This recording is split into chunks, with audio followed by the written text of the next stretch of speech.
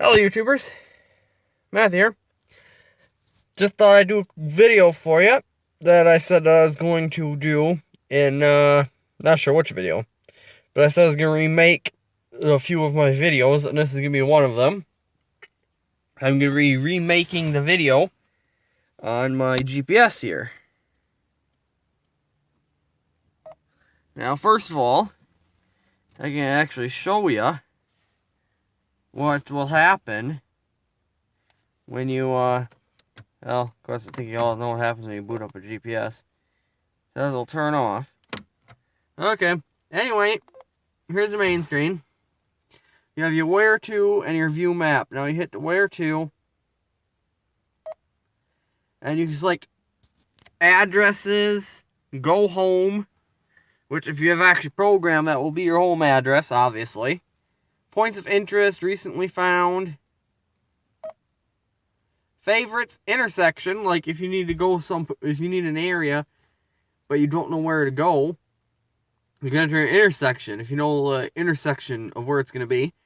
City, you can, like if you need to get to a city, for example, if you need to get St. Paul, but you don't know how to get there, you just enter this in, I believe. I've never actually used this. Let's see.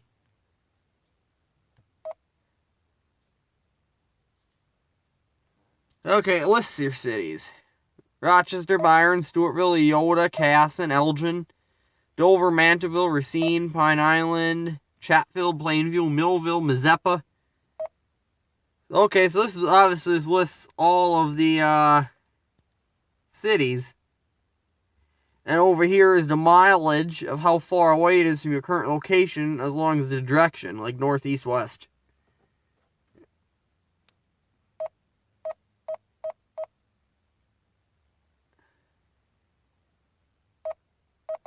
So you can select a city you want. Now, I'm not sure. That's just for examples like Grand Meadow. Okay. See, now this will tell you how to get to Grand Meadow from your current location. It's if you need to get to a city but don't have an address, you can get to that city. I'm sure it will only take you to the borders. But yeah, you have city, extras. No extras loaded. Favorites, no favorites. I don't have any favorites. You have browse map. You can enter in coordinates. And now here's a general overview map. You can move it around like this. It just lets you look at the area. And you can go to areas that way. Now you can do an address. Like you do on points of interest.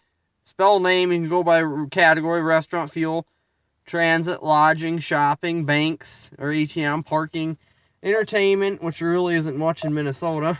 They're not in Rochester anyway. Recreation, attractions, hospitals, community, auto services, and that's it for that.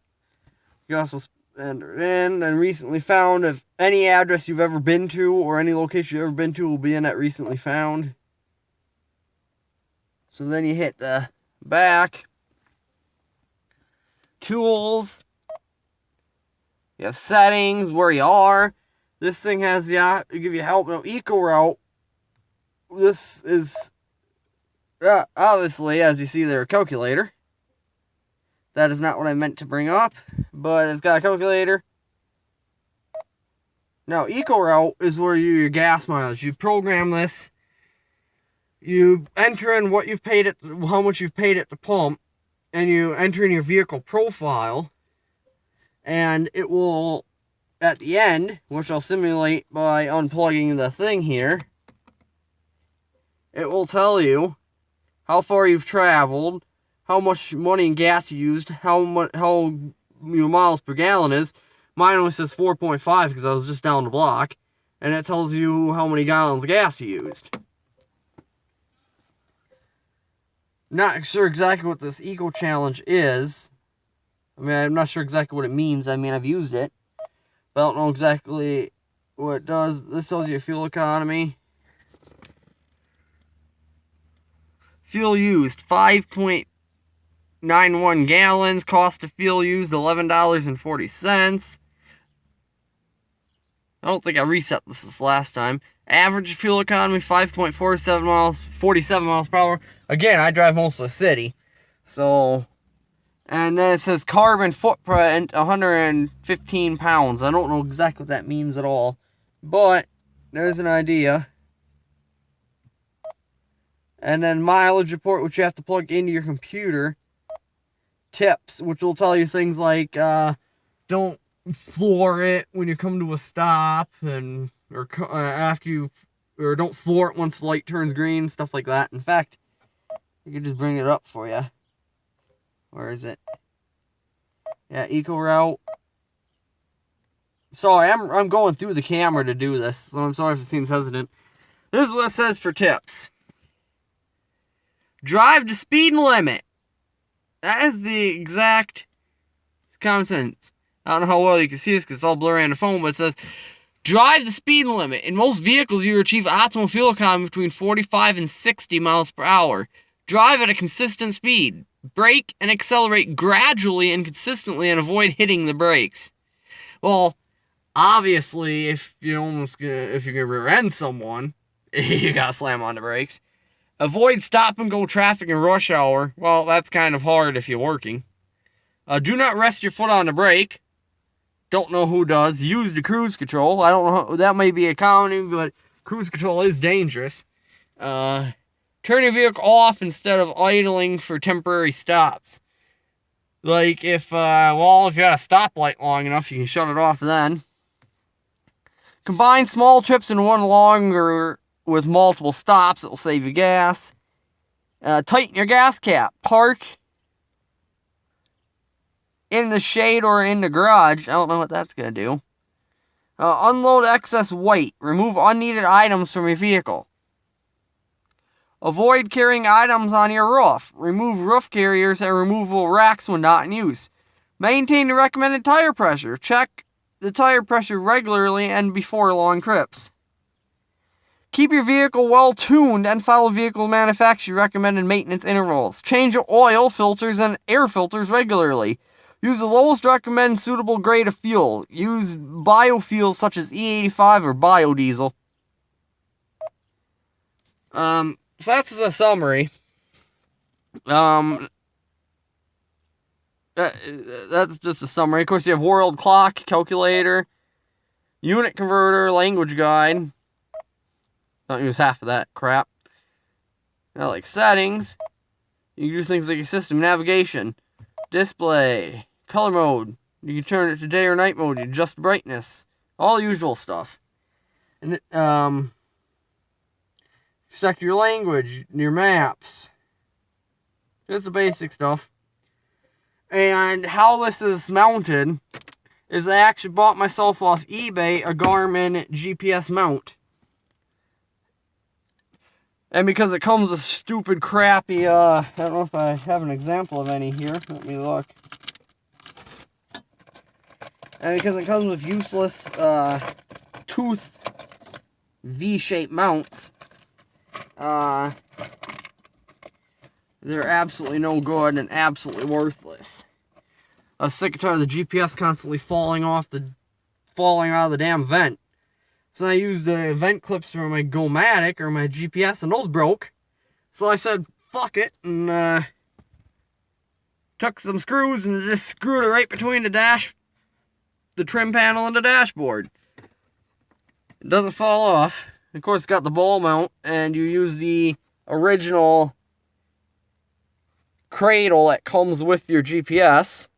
You just take it off of the windshield mount, and then you just stick it on here. And I have the cable ran through my dashboard. I had this entire dash apart when I put LEDs on my dashboard, so I ran all the cables in through. Then you just stick it on. Now the cable goes in down through here, down the bottom, across here, and over to there. which I don't know how well you can see. Down there I have my power tap, and right here in the socket is a socket extension wire, and it just runs down, which you can see.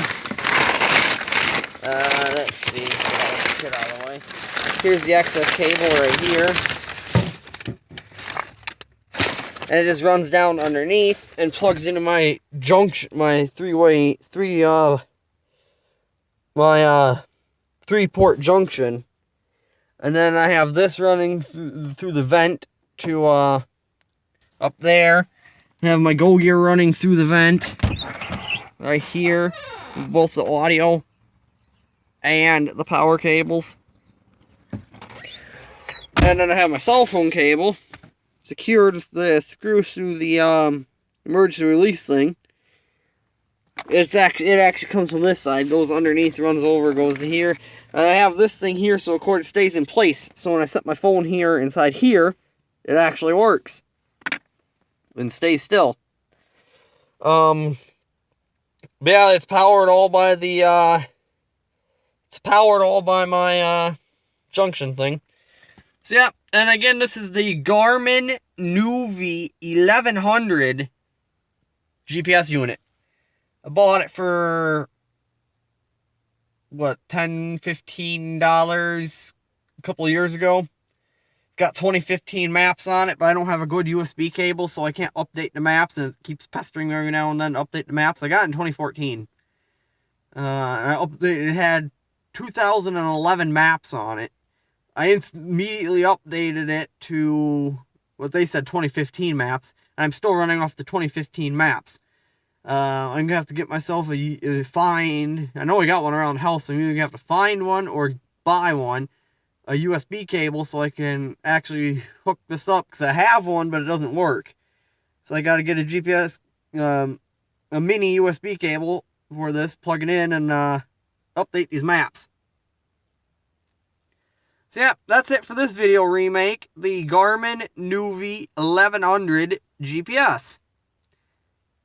That's it for now. The next video, or the next review video, I should be more specific, will be one on my Philips Go Gear HDD 1630 HDD 6330/17 Go Gear. This is the one that replaced my replaced my old one after it broke, because I had the charge here and I didn't want to put that to waste, so I got another Go Gear. It's a 30 gig instead of an 8 gig, so that's a lot better. I have most of it filled up already.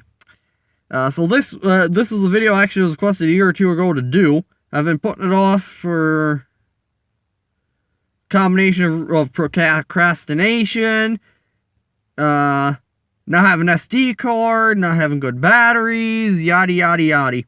Anyway, this is the next review video to be made. My Philips Go Gear HDD 6330/17. Running the Rockbox firmware. Well, that's it for this video. Stay tuned.